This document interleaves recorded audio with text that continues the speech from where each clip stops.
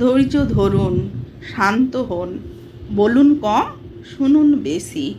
মুখের কথা আর হাতের ঢিল একবার ফসকে গেলে ফিরিয়ে নেওয়ার কোনো অবকাশ থাকে না। তাই বলার আগে 10 বার ভাবুন। সময় নিন, অপেক্ষা করুন, নিজেকে 1 নম্বরে রেখে তারপর বাকিদের ভালোবাসুন। যে যেতে চায় তাকে ভালো মনে যেতে দিন। মনের সঙ্গে বোঝাপড়া করুন। আপনার সবচেয়ে গোপন, সবচেয়ে না বলা, সব রকম অন্যায়, সবচেয়ে ভেতরের কথা জানে একমাত্র আপনার অন্তর। তার কাছে অনেস্ট কনফেশন করুন। আপনাকে সবচেয়ে বেশি যদি কেউ বোঝাতে পারে সে হলো আপনার মন।